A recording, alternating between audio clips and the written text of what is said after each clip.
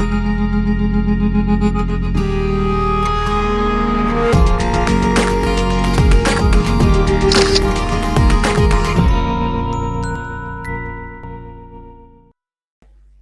यीशु मसीह के असीम और बाबरकत नाम में आप सबको मेरी तरफ से सलाम। यकीनन आप सब खुश हैं, सब खुश हैं। प्रेज गॉड, कहिए हालेलुया, हालेलुया। खुदावंद आप सबको बहुत बरकत दे। आइए इस वक्त मेरे साथ कलाम मुकद्दस में से पैदाइश की किताब उसका 12वां बाब,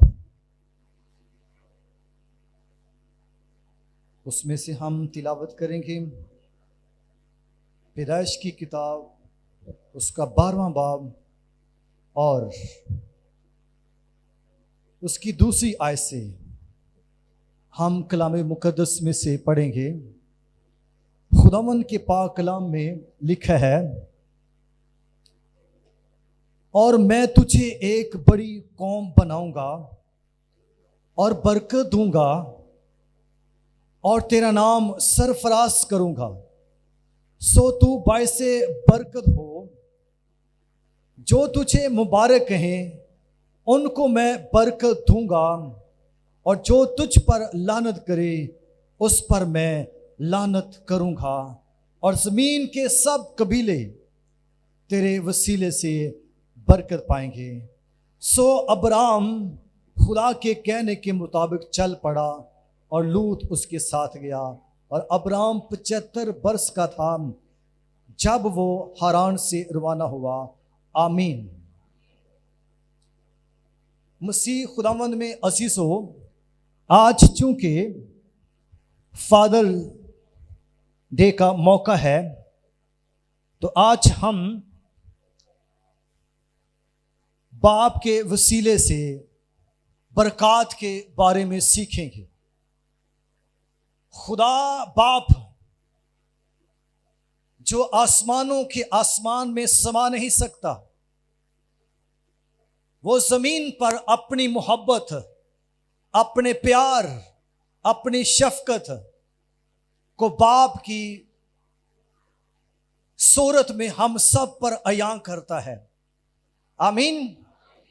इसलिए आज हम इस फादर डे के मौका पर बाप के वसीले से बरक़ात को देखेंगे। अगर हम 10 अहकामात का मुताला करें तो हमें 10 हुक्मों में से एक हुक्म ये मिलता है कि तू अपने माँ बाप की इज्जत करना। क्या करना? तू अपने माँ बाप की इज्जत करना।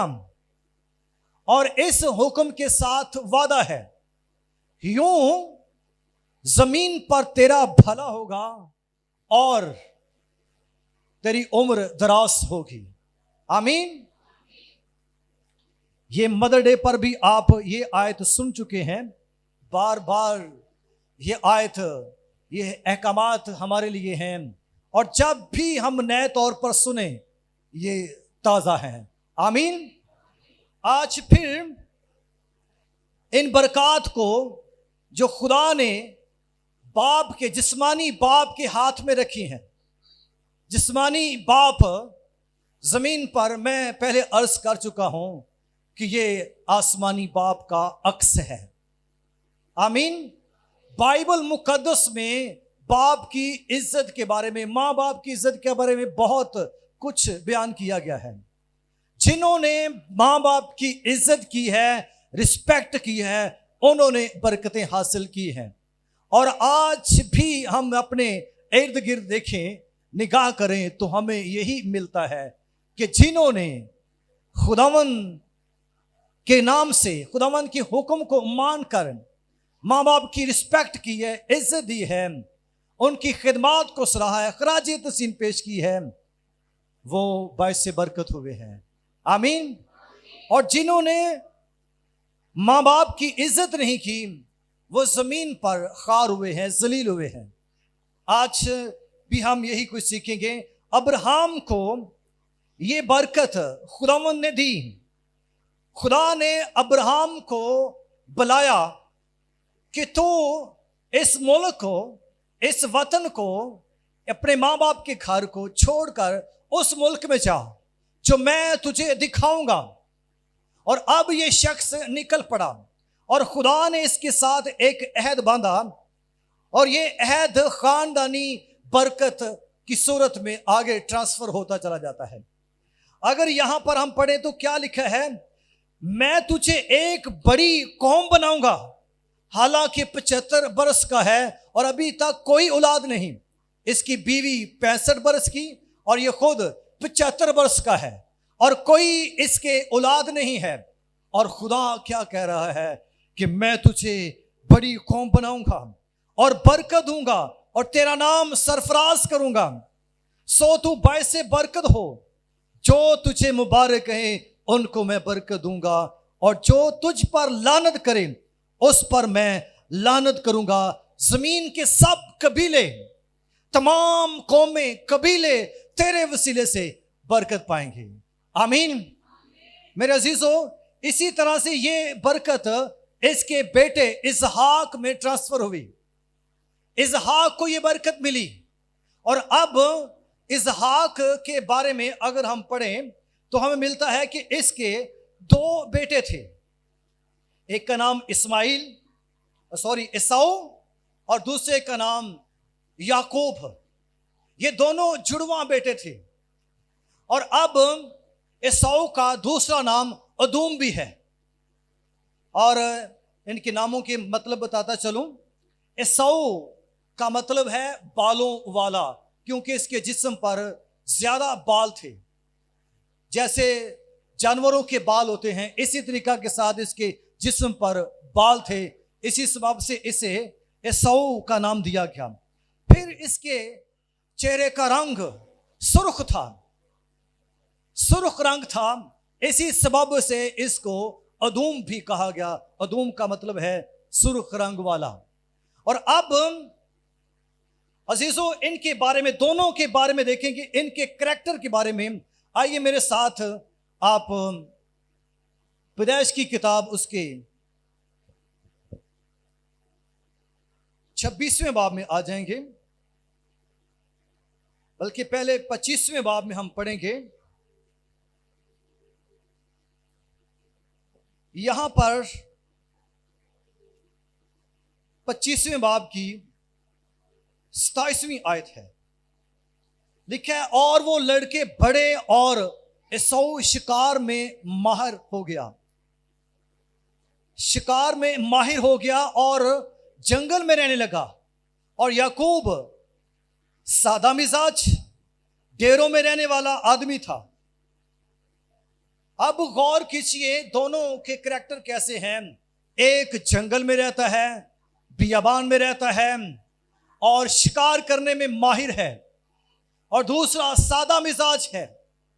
वो माँ बाप के पास डेरे में रहता है, घर में रहता है, भेड़ बकरियों को चारा डालता है, उनको संभालता है, उनकी सेवा करता है, अपने माँ बाप की खिदमत करता है, और माँ इसे बड़ा प्यार करती है। याकूब को माँ इसकी बहुत प्यार करती है, लेकिन एसाऊ के साथ इसकी माँ की कोई मोहब्बत नहीं। क्यों? इसलिए कि ये उनकी कोई बात ना सुनता था, बल्कि जंगलों में रहता और शिकार करता, और कभी कभार घर में शिकार लेकर आता। उसके बाप उसका गोश्त खाता, वो उसे पसंद करता था। अब इस शख्स ने, गौर कीजिएगा, अब 34वीं आयत को देख लीजिएगा। यहां पर क्या लिखा है? लिखा है कि और तब याकूब ने एसाऊ को रोटी दी और मसूर की दाल दी। वो खा पी कर उठा और चला गया। यूं एसाऊ ने अपने पहलोठे के हक को नाचीज जाना। पहलोठे होने के हक को इसने नाचीज जाना, हकीर जाना। इसने अपने हक को रद्द किया और एक वक्त के खाने के इव्ज उसे बेच डाला। और अब गौर कीजिएगा कि ये इसने असल में किया क्या? खुदा की तरफ से पहलोठे को बड़ा हक हासिल था। पहलोठे का हक, फर्स्ट ऑफ ऑल, उसे सरदारी मिलती थी। खानदान का उसे सरदार बना दिया जाता था। और उसके बाद उसे डबल पोर्शन बरकत मिलती थी, उसे डबल हिस्सा मिलता था। और इसके साथ साथ उसे बड़ी रिस्पेक्ट दी जाती थी। उसकी बात खानदान में फैसला कुन होती थी, हतमी बात होती थी।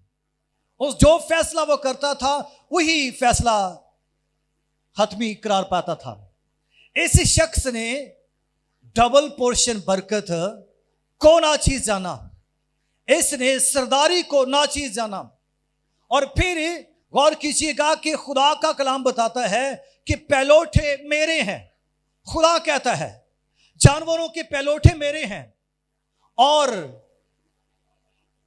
इंसानों के पैलोठे भी मेरे हैं, खुदा ये कहता है। तो इसलिए मखसूस था कि पैलोठा खुदा की खिदमत के लिए हो, पैलोठा खुदा के अहकामों कवानीन पर अमल करे। लेकिन यह शख्स खुदा के अहकामात पर चलने वाला ना था। इसके साथ साथ फिर इसने क्या किया, 27वें बाब की 26वें बाब की 34वीं आयत में देखिए जरा। जब ईसाऊ 40 वर्ष का हुआ तो उसने बैरी हित्ती की बेटी यहूदित और एलवन हित्ती की बेटी बशामत से ब्याह किया और वो इसहाक और रिबका के लिए वबाले जान हुई। ऐसी औरतों के साथ इसने शादी कर ली जो गैर कौमें में बुतों के सामने झुकती, उनके साथ जाकर ब्याह किया और ना बाप से पूछा ना मां से पूछा, कोई रिस्पेक्ट नहीं। और अब क्या कर रहा है, उनके साथ शादी की और उन्होंने इसके मां बाप का जीना हराम कर दिया था। उनकी जिंदगी के अंदर मुश्किलात खड़ी कर दी। और अब इस सबब से मेरे असीसो, क्योंकि ये खुदा के हसूर ना खुदा की मानता ना अपने माँ बाप की रिस्पेक्ट करता, इसलिए ये लाजिम था कि ये वो खानदानी अहद, खानदानी बरकत जो अब्राहम से इसहाक में और इसहाक से अब आगे याकूब में ट्रांसफर होने वाली थी, ये लेना चाहता था लेकिन ना ले पाया, इसलिए कि इसने वो हक बेच दिया था। और अब मौका के रोज इसने नीयत तब्दील की, इसकी नीयत बदल गई, तो भी मेरे अजीजों इसको नीयत बदलने का मौका ही नहीं मिला। अब हुआ क्या, गौर कीजिएगा कि इसहाक जब बहुत बूढ़ा हो गया, उसकी आंखें चुदिया गईं और वो सही तौर से देख नहीं पाता था। तो अब इसने अपने बेटे ईसाऊ को बोला कि तू जल्द आ और जाकर शिकार ढूंढ कर ला, जंगल में चला जा, शिकार ढूंढ कर ला और मेरे लिए लजीज खाना बना और मेरे पास ला, मैं खाऊंगा और उसके बाद तुझे बरकत दूंगा, खानदानी बरकत दूंगा जो खानदान में चलती आ रही थी। और वही बरकत कि मैं तुझे बड़ी बरकत दूंगा, मैं तुझे ब्लेस करूंगा, जो कोई तुझ पर लानत करेगा मैं उस पर लानत करूंगा, और जो तुझे मुबारक कहेगा मैं उसे मुबारक कहूंगा, मैं उसे बरकत दूंगा। अब यही बरकत अब मेरे अजीजों खानदान में आगे ट्रांसफर होनी थी, लेकिन इस शख्स ने कोई ऐसा काम नहीं किया था जिससे ये बरकत इसे ट्रांसफर की जाती। खुदा ऐसे ही अपनी बरकत को नहीं दे देता जो उनकी कदर ही ना करते हो। क्या अगर आप अपने बाप की इज्जत ना करेंगे, क्या वो आपका पैसा आपके हाथ में देगा? कभी नहीं। ऐसे ही मेरे अजीजों आसमानी बाप भी करता है, वो बरकतें उनको देता है जो ताबेदारी करते हैं, फर्माबरदार होते हैं। इसलिए आज हम सबों को ताबेदार फर्माबरदार होने की जरूरत है। नंबर 1 आसमानी बाप की, नंबर 2 अपने जिस्मानी बाप के, नंबर 3 अपने रूहानी बाप के, उस्ताद के। आमीन। इसलिए इन बातों को अपनी जिंदगी में ले लीजिएगा।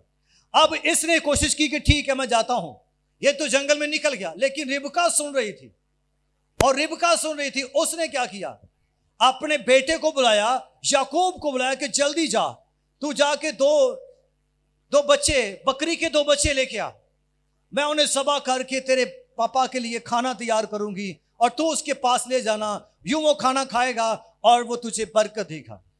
याकूब मना करने लगा कि माँ ये गलत है। अगर उसने पहचान लिया, मेरे पापा ने, मेरे बाप ने पहचान लिया, तो बजाय इसके कि मुझे वो बरकत दे, मुझे लानत मिल जाएगी। लेकिन मां चूंकि जानती थी कि खुदा ने उसे क्या कहा था, आइए देखेंगे क्या कहा था खुदा ने उसे। 25वां बाब और उसकी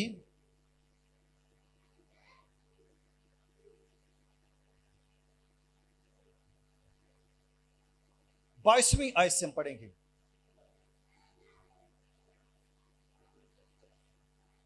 क्या लिखा है?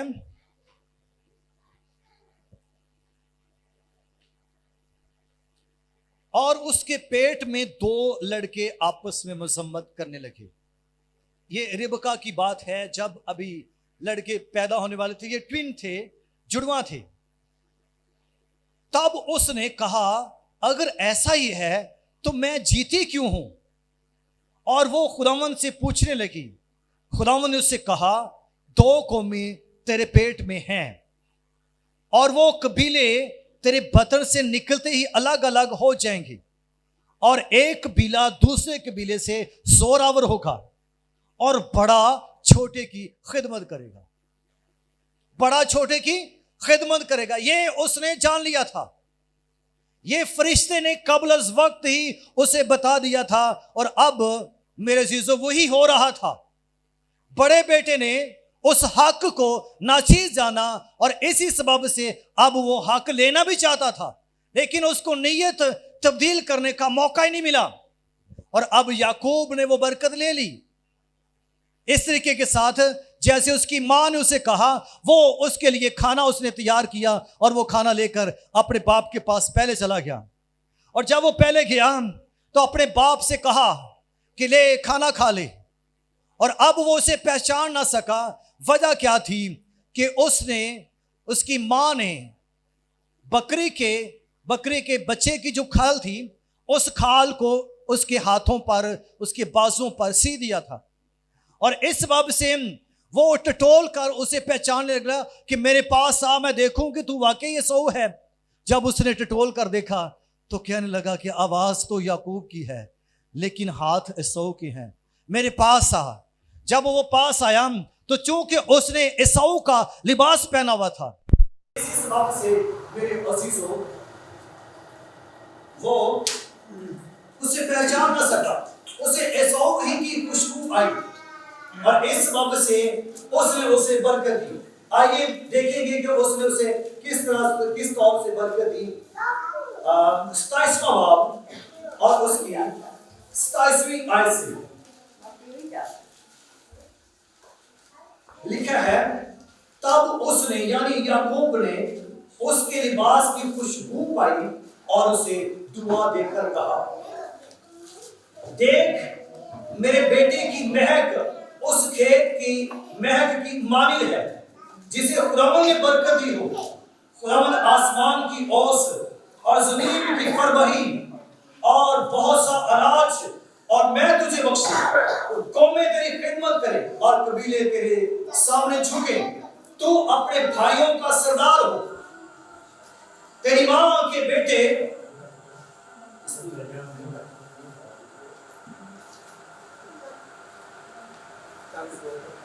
सुनिए 29 में ऐसे, और कौमें तेरी खिदमत करें और कबीले तेरे सामने झुके। तुम अपने भाइयों का सरदार हो। तेरी मां के बेटे तेरे आगे झुके। जो तुझ पर लानत करे वो खुद लानती हो। वही बात जो पीछे हम पढ़ चुके हैं। और जो तुझे दुआ दे वो बरकत पाए। आमीन आमीन। खुदावंद की कलाम पढ़े और सुने जाकर मेरे अजीजों, यहाँ पर ये बरकत खानदान की जो खुदा के हुजूर से ट्रांसफर हो रही थी, खानदान के नस्ल दर नस्ल, अब ये बरकत याकूब को मिल गई। सुनिए वजह के साथ, ये याकूब को बरकत मिल गई, याकूब को बरकत दे दी गई। अब एसाऊ बात पे आया और आकर कहने लगा कि मुझे भी बरकत दे। जब उसे पता चला कि याकूब ले गया तो फिर रो रो कर चिल्ला चिल्ला कर कहा, मुझे भी बरकत है, क्या तेरे पास एक ही बरकत थी? लेकिन मेरे अजीजों, उसे बरकत क्या मिलती है ये और करने इसी चैप्टर के एंड पर चले जाएंगे, बल्कि 29वीं आयत 39वीं आयत लिखा है, तब उसके बाप इसहाक ने से कहा, देख ज़रगे ज़मीन में तेरा मस्कन हो और ऊपर से आसमान की शबनम उस पर पड़े, तेरी औकात बसरी तलवार से हो और तू अपने भाई की खिदमत करे, और जब तू आजाद हो तो अपने भाई का जो अपने गर्दन पर से उतार करेंगे। आमीन। अब गौर कीजिए, यहाँ पर खुदा का बंदा क्या कह रहा है कि तू अपने भाई का गुलाम हो, अपने भाई का तू गुलाम हो, तेरा भाई तो इसे खिदमत करे, तू उसकी खिदमत करे।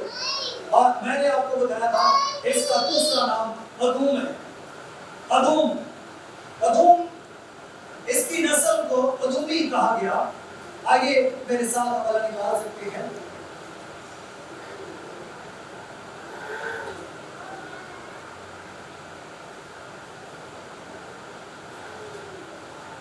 तवारीख की शमूएल की किताब निकालेंगे, शमूएल की दूसरी किताब उसका 8वां बाब और उसकी 4वीं आयत। यहाँ पर क्या लिखा है, उसने अदूम में चौकियां बिठाई। ये दाऊद की बात की जा रही है कि दाऊद ने अदूम में चौकियां बिठाई, बल्कि सारे अदूम में चौकियां बिठाई और सब अदूमी दाऊद के खादिम बने। किसके खादिम बने? दाऊद के। दाऊद किस नस्ल से है? इसहाक की नस्ल से। आमीन। याकूब की नस्ल से है दाऊद। आमीन। और अब मेरे अजीजों, अदूम की जो नस्ल है ये अदूमी कौम है, और अब अदूमी कौम इस याकूब दाऊद के अहद में जब वो बादशाह था उस वक्त इनके वो खादिम बन गए, इनके नौकर बन गए, इनके नौकर बनकर वो इनकी इस्राइल और बनी इस्राइल कौम आज भी दुनिया के अंदर मौजूद है। लेकिन मेरे अजीजों, अब अगर हम इनको देखें तो ये इन कौमों का नाम नहीं मिलते, मसलन कि अदूमी लोग नहीं मिलते, लेकिन बनी इस्राइल कौम आज भी है। अब इसी तौर से मेरे अजीजों गौर कीजिएगा, हम नूह के दौर में चलते हैं। ज़रा पैदाइश की किताब के 9वें बाब को खोल लीजिए, पैदाइश 9वां बाब। नूह ने नूह के बाद, बड़े तूफ़ान के बाद जब ज़मीन पर सब कुछ ख़त्म हो गया तो नए तौर से ज़िंदगी का आगाज़ किया, और उसने ज़मीन पर ताक लगाई, ज़मीन पर ताकिस्तान लगाया, और उसने मैं बनाई और पी कर अपने डेरे में सो गया। और ऐसी हालत में वो बरहना हो गया, और जब वो नशे की हालत में बरहना हुआ तो उसके एक बेटे हाम ने उसे देखा और जाकर बाहर चर्चा किया कि बाप अपने डेरे में बरहना पड़ा है। और इस सबब से मेरे अजीजों, सिम ने जो उसका पहलोठा बेटा था और याफ्त जो उसका तीसरा बेटा था, इन दोनों ने एक बड़ी चादर ली और अपने कंधों पर धरी और उल्टे फिरे और जाके अपने बाप की बरहंगी को ढांक दिया। अब गौर कीजिएगा, जैसे उसे पता चला, जिस तौर से उन्हें पता चला नूह को, तो फिर उस वक्त उसने एक अपने औलाद के लिए बरकत का आगाज़ किया। बरकत देना चाहिए और औलाद को बरकत देता है। और किस तौर से, गौर कीजिएगा, यहाँ पर लिखा है 9वें बाब की 24वीं आयत में लिखा है कि जब नूह अपनी मैं के नशे से होश में आया तो उसके छोटे बेटे ने उसके साथ क्या किया था उसे मालूम हुआ, और उसने कहा कनान मालोन हो। कनान हाम का बेटा था। अब क्या कह रहा है वो बाप? मैं कहता हूँ बाप जिसे बरकत दे उसे बरकत मिलेगी, और बाप जिस पर लानत करे उस पर लानत ही आएगी। इसलिए बड़े मोहतात हो जाइए। अगर आप बायस बरकत होना चाहते हैं बरकत पाना चाहते हैं और आप नहीं चाहते कि आप दुनिया के अंदर आवारा फिरें या मोहताज हों या मुसीबतों में, दुखों में पड़ें, तो फिर अपने माँ बाप की इज्जत कीजिए, खुसूसन बाप की तंबीह को हकीर ना जानिएगा।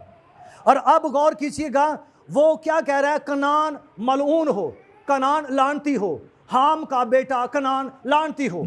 और फिर उसके बाद क्या कहते हैं? वो अपने भाइयों के गुलामों का गुलाम हो, इतना दर्जा नीचा।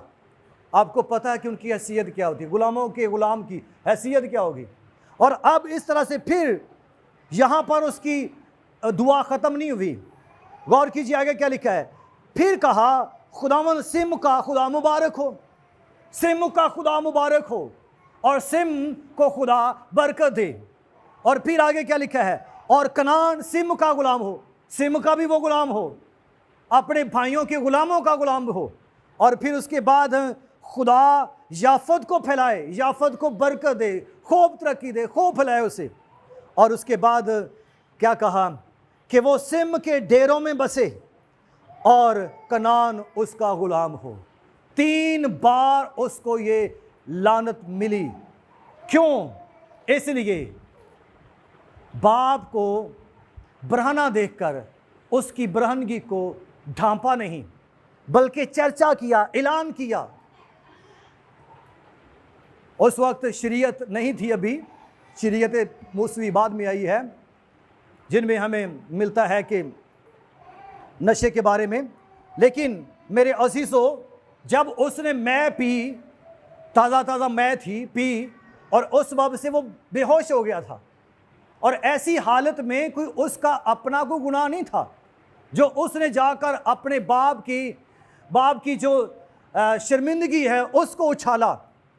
ये दुरुस्त बात नहीं थी, और इसी सबब से उस पर लानत आ गई। आइए देखेंगे आगे ज़रा, इसी चैप्टर 10वें बाब की 15वीं आयत में देखेंगे।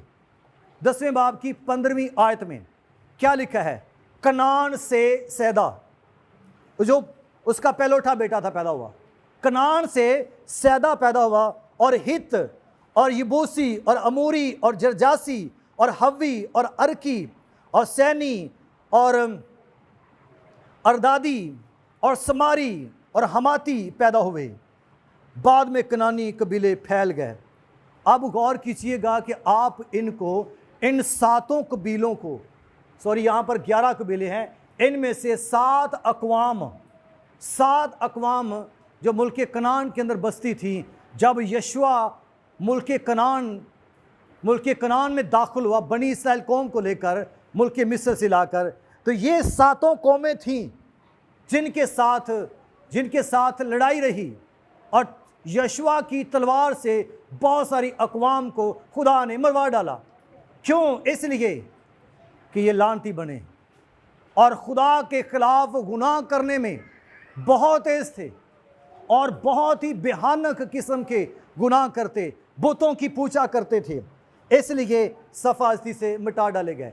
बस कुछ कौमें, इनमें से कुछ लोग मौजूद हैं, लेकिन अब भी वो, मेरे अजीज़ों, ग़ुलामी की हालत में है। यकीनन वो ग़ुलामी की हालत के अंदर ही हैं। लेकिन याद रखें, जो लोग बाप की रिस्पेक्ट करते हैं, इज़्ज़त करते हैं, बाप उनके लिए बरकत रिलीज़ करता है। माँ बाप से बरकत लीजिए, लानत ना लीजिए। जो कोई माँ बाप की खिदमत करते हैं वो बरकत पाते हैं। पिछले दिनों मैंने एक अखबार में पढ़ा था, एक शख्स को थाने में बुलाया गया, उसकी बीवी ने और उसके बेटों ने उस पर केस किया हुआ था। और केस क्या था, सुनिएगा तवज्जो के साथ। उनके कोई अच्छे कपड़े नहीं थे उनके पास, अच्छा लिबास नहीं उनके पास था, और उनकी जो बच्चों की माँ है उसकी भी हालत ऐसी थी जैसे कोई नौकरानी होती है। लेकिन उन्होंने दावा क्या किया था कि बच्चों ने यह दावा किया था कि ना मेरी माँ को मेरा बाप पैसे देता है और ना कोई हमें देता है, इसने छुपा कर रखे हुए हैं। और तहकीक करते करते जब उसे बुलाया गया तो उसने ना रोते हुए कहा कि मैंने कभी इनसे कुछ छुपाया है कुछ? ये मेरी रिस्पेक्ट नहीं करते, ये मेरी इज्जत नहीं करते, तो मैंने किसी गैर को दे के आना है। ये मेरी रिस्पेक्ट करेंगे तो मैं इनको पैसा दूंगा। कभी इन्होंने मुझसे मांगा ही नहीं, इसी सबब से मांगा भी नहीं, क्योंकि इज्जत करनी इनको आती नहीं। आज बहुत से ऐसे घराने हैं। एक और स्टोरी मैंने पढ़ी कि एक शख्स ने दावा किया कि मेरी बीवी और मेरे बच्चे मुझे घर में नहीं रहने देते, और अब वो पुलिस को लेकर उनके घर पहुंचा तो और उन्होंने पुलिस वालों को भी खूब पिटाई करके भगा दिया। इस किस्म के केसेस आ रहे हैं। अगर कोई बच्चे ऐसे करेंगे तो क्या वो जब वो खुद माँ बाप बनेंगे तो इज्जत पाएंगे? नो। और या फिर इस तरीके के साथ दुनिया में वो कामयाब नहीं होंगे, क्योंकि खुदा का कलाम सच्चा है, खुदा का कलाम भला है, और खुदा अपने वादों के पीछे खड़ा रहता है और अपने वादों को ही पूरा करता है। आमीन। खुदा के कलाम में क्या लिखा है कि तू अपने माँ बाप की इज्जत करना। क्या करना? तू अपने माँ बाप की, यूं जमीन पर तेरा और तेरी उम्र दराज होगी। ये वादा है इस हुक्म के साथ। लेकिन मेरे अजीजों, आज हम बरकतें तो लेना चाहते हैं, लेकिन हम शॉर्टकट तरीके के साथ लेना चाहते हैं। माँ बाप की इज्जत करना नहीं चाहते। लेकिन याद रखिए, बरकत ख़ानदान के हर एक बाप के दाहिने हाथ के नीचे है। अगर आप उस शफकत भरे हाथ के नीचे रहेंगे, बरकत आपको मिलेगी, बरकत ट्रांसफ़र होगी आपकी ज़िंदगी के अंदर। लेकिन अगर आपने ऐसी गलती कर दी, जैसी गलती एसाऊ ने की, जैसी गलती हाम ने की, तो इसी तरीका के साथ मेरे अजीजों आपके साथ भी होगा जैसे उनकी नस्लों के साथ हुआ। लेकिन याकूब ने क्या किया? याकूब ने इज्जत की, याकूब ने एसाऊ से भी मोहब्बत रखी, और इसी सबब से मेरे अजीजों आज भी उसकी नस्लें पूरी दुनिया के अंदर एक बड़ा नाम है। पूरी दुनिया की कौमें उनसे डरती हैं, कोई सामना नहीं कर सकते। मुल्क छोटा सा और भारी पत्थर बना दिया खुदा ने। अगर आप बाइबल मुकद्दस को पढ़ने वाले हैं तो क्या लिखा है? खुदा ने कहा कि फिर मैं बनी इस्राएल कौम को, अपनी इस नस्ल को, अपनी इस कौम को पूरी दुनिया के लिए, पूरी कौमों के सामने भारी पत्थर बना दूंगा। और वाकई आप वो भारी पत्थर है, वो हिलाया नहीं जा सकता है। मुल्क छोटा सा। हमारे मुल्क के 2 शहर रावलपिंडी और इस्लामाबाद, ये लाहौर से दोनों मिल जाए शहर तो लाहौर से छोटे हैं। लाहौर जितना बड़ा भी मुल्क नहीं है वो, लेकिन वो दहशत है उसकी। क्यों? इसलिए कि पीछे खुदा का हाथ है। क्यों? इसलिए कि उन्होंने ताबेदारी की, फर्माबरदारी की है। हाँ, बीच बीच में उनमें गलतियां हो गई, लेकिन माँ बाप की बरकत ट्रांसफ़र हो रही है। आज भी अब्राहम की बरकत उनके साथ है। और अब गौर कीजिएगा, कलाम मुकद्दस में लिखा है कि तुम अब्राहम की नस्ल, शाही कायनों का फ़िरका हो। आपको, मुझे कहा जा रहा है। और खुदा ने पूरी दुनिया के अंदर से मेरे अजीज़ों बहुत सारे लोगों को लेकर इस दरख्त के अंदर पैबंद कर दिया है, यानी कि अब्राहम की नस्ल में जड़ दिया है। अब हम अब्राहम की नस्ल हैं, हम याकूब के घराने के हैं, शाही कायनों का फ़िरका है, मुकद्दस कौम है।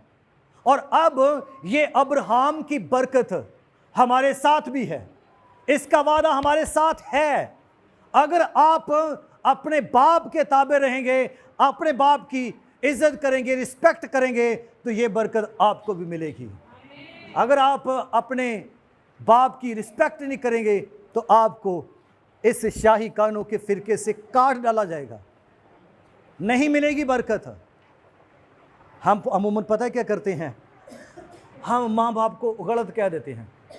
हम ये समझते हैं कि ये बूढ़े हो गए, बस अब इनकी समझ काम नहीं कर रही। लेकिन याद रखिए, उनके पास जिंदगी भर के तजुर्बात हैं, अकल है, दानाई है, हिकमत है उनके पास, और वो जो फैसला लेंगे सोच समझ कर, और हम नौजवान,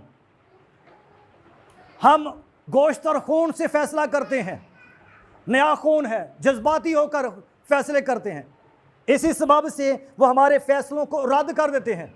जब वो हमारे फैसलों को रद्द कर देते हैं, हमें वो बुरे लगने लगते हैं।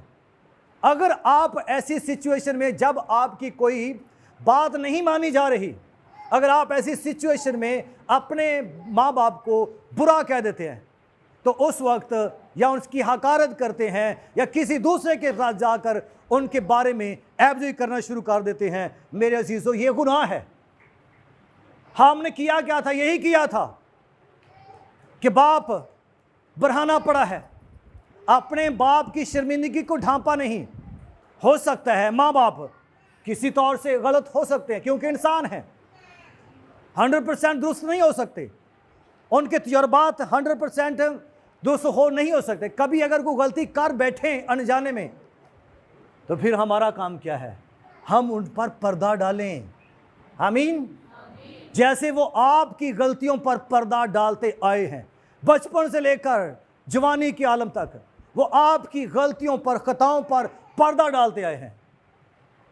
इसलिए अब आपकी भी जिम्मेदारी है, अपने घर की बातें दूसरों को ना जाकर बताएं,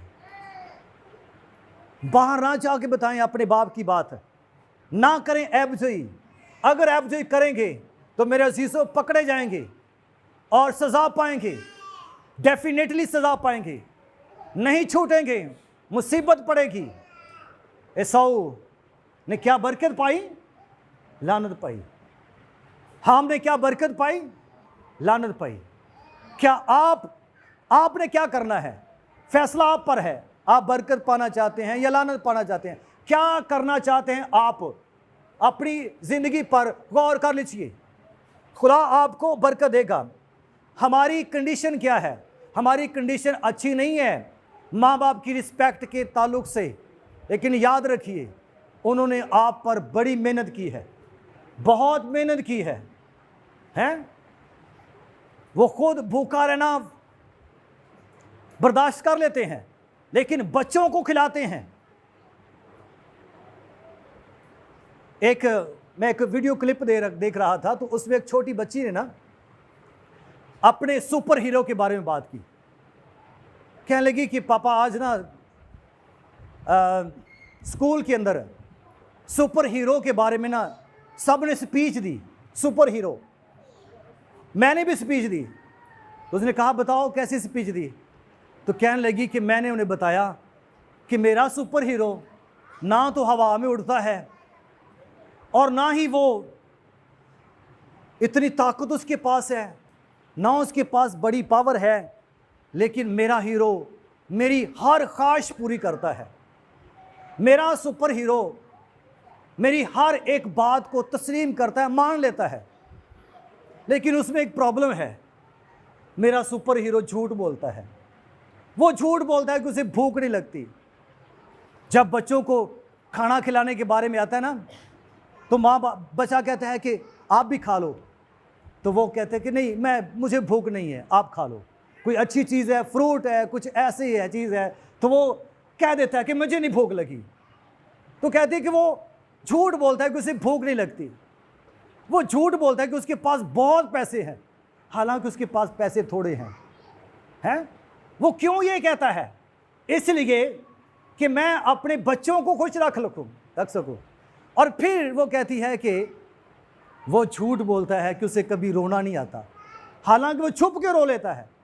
जब मुश्किल आती है तो वो रो लेता है, वो झूठ बोलता है, लेकिन ये सब वो मेरी खुशी के लिए करता है, और साथ में वो आंसू बहा देती है। ये मेरे अजीज़ों बाप सारे ऐसे करते हैं, लेकिन हम उनकी सारी ख्वाहिशों पर 2-4 अल्फाज कहकर पानी फेर देते हैं। आइंदा मत कीजिए ऐसा। जब हमें कोई दोस्त मिलते हैं ना, तो हम उन दोस्तों की मोहब्बत के बारे में जो हमें 2-3 महीने में मिली, उस मोहब्बत की वजह से माँ बाप को ठुकरा देते हैं। जिन्होंने पाल पोस कर जवान किया, जिन्होंने को 20 साल 25 साल खिदमत करके जवान किया, उनकी मोहब्बत हमें उनके सामने छोटी लगने लगती है। लेकिन ऐसा मत कीजिए, अपने माँ बाप को रिस्पेक्ट दीजिए, इज्जत दीजिए। वो आपके वाकई ही सुपर हीरो हैं। दुनिया में अगर बाप की कदर के बारे में पूछना है तो किसी यतीम से पूछे जाके कि कैसी लाइफ है, कि जब पाँव में कांटा चुभता है तो कोई उस कांटे को निकालने वाला नहीं है, जब सर पर धूप आती है तो धूप के ऊपर कोई साया नहीं है और बड़ी मुश्किल होती है। जॉनी लीवर एक बड़ा फिल्म स्टार क्रिश्चियन इंडियन है, आप जानते ही होंगे। वो अपनी स्टोरी बताते बताते रो पड़ा, क्योंकि वो यतीम था, उसकी बहनें थीं और अब वो लड़कपन में ही काम करता था। बड़ी मुश्किल में ज़िंदगी गुजारी। एक दिन इतनी मुश्किल थी, इतनी प्रॉब्लम्स थी, एक बच्चे पर जब बर्डन आ जाए घर का, उसे संभालना बड़ा मुश्किल होता है। एक दिन जाकर ट्रेन के आगे कहने लगा कि मैं आंखें बंद करके मैं ट्रेन के आगे खड़ा हो गया था, लेकिन उस वक्त पता नहीं कौन सी पावर आई जिसने मुझे साइड पे कर दिया, मैं बच गया। और फिर मुझे उस वक्त मेरी बहनें याद आई कि मैं ही उनका बाप हूँ। बच्चों को जो घर के अंदर सरबराह की काम करते हैं उन्हें बाप बनना पड़ जाता है, लेकिन ज़माने से मेरे अजीज़ों ये बाप ही है जो लड़ जाता है। ज़माने से लड़ता आपके लिए, मौसमों से लड़ता आपके लिए, दुखों से लड़ता आपके लिए, और आप पल भर में उसकी मोहब्बत को रायगा कर देते हैं, मिटा देते हैं। और आपके सामने भले वो उसकी आंखों में आंसू ना आए, लेकिन तन्हाई में जाके आपके इस रवैये की वजह से वो ज़रूर रोएगा। अगर उसकी आंख में आंसू आए तो यकीन जानिए मेरे अजीज़ों, आसमानी बाप उसकी सज़ा आपको देगा। इसलिए अपने बाप की रिस्पेक्ट कीजिए, जो वो आपके सर पर हाथ रख के आपको बरकत देगा। जब वो सर पर हाथ रखता है और कहता है खुदा तुझे बरकत दे, आपको बरकत ही मिलेगी। हर दफ़ा वो यही कहता है। कैसा नहीं है? अगर आप बाप हैं तो अपने बच्चों को ऐसी बरकत ही दीजिए, उनकी तरबियत कीजिए, प्यार से, मोहब्बत से, शफकत से, तंबीह से, जैसे भी हो सकता है, बरकत के लिए, ताकि वो ज़माने के अंदर जीना सीख ले। आमीन। ये माँ बाप ही हैं जो उंगली पकड़ कर सिखाते हैं और जवान बना देते हैं, आपको ऐसा तनावर बना देते हैं, ऐसा जोरावर बना देते हैं कि आप उन दुखों का मुकाबला करने के लिए खड़े हो जाते हैं। आमीन। इसलिए मेरे अजीज़ों, माँ बाप को हकीर ना जानिए। खुसूसन आज फादर डे है, बाप को रिस्पेक्ट दीजिए, उससे बरकत लेने के लिए। सिर्फ यही नहीं, इसलिए नहीं कि सिर्फ बरकत लेने के लिए, वो वाकई ही खराज तहसीन के लायक है, सल्यूट के लायक है आपके। उसने आज ज़माने के साथ आपके लिए जंग की हुई है। आसान नहीं है घर को चलाना, आसान नहीं है कि आपकी जो रोज़ी आप कहते हैं शाम को वक्त पापा ये ले आना वो ले आना, आसान नहीं है। ज़माने की बहुत सारी ठोकरें खाना पड़ती हैं, बहुत सारी बातें सहना पड़ती हैं। अगर कोई ऑफिस में काम करता है तो सारा दिन उसके बॉस के मुख्तलिफ लान तान सहना पड़ते हैं। ज़माने में मुख्तलिफ़ किस्म की प्रॉब्लम्स को सह कर वो शाम को घर पहुंचता है। आपके लिए चाहिए क्या? आप उसके लाए हुए तोहफ़ों को देखकर खुश हो जाते हैं और वो आपके चेहरे की खुशी को देखकर खुश हो जाता है, शादमान हो जाता है। मेरे अजीज़ों, कोशिश करें हमेशा अपने माँ बाप को खुश रखें, शादमान रखें, खुदा आपको बरकत देगा। आइए अपनी आंखें बंद कीजिए। याद रखिए, एसाऊ की मानंद ना बन जाइए, हाम की मानंद ना बन जाइए, याकूब की मानंद बनिए। रिस्पेक्ट दीजिए अपने वालिदैन को, इज्जत दीजिए। खुदा आपको बरकत देगा, आपको वो मकाम देगा जो मेरे अजीज़ों आपके लिए चुना हुआ है। आइए अपनी आंखें बंद करके दुआ करेंगे। प्यारे आसमानी बाप, यीशु मसीह के अजीम और बाबरकत नाम में हम तेरी पाक हुजूरी में झुकते हैं, हम तेरे पाक नाम को मुबारक कहते हैं। तू अपने कर्म की निगाह फरमा, अपने फजल को कसरत से उंडेल दे और हम सबों को बरकत दे। आज का हमारा तेरे हुजूर झुकना, ऐ खुदावन पाक खुदा, और तेरे कलाम को सुनना हम सबों के लिए बरकत का वसीला बन जाए। अपने कर्म की निगाह कर, अपने फजल को कसरत से उंडेल दे, बड़ी बरकत दे, मसीह यीशु के नाम से, आमीन।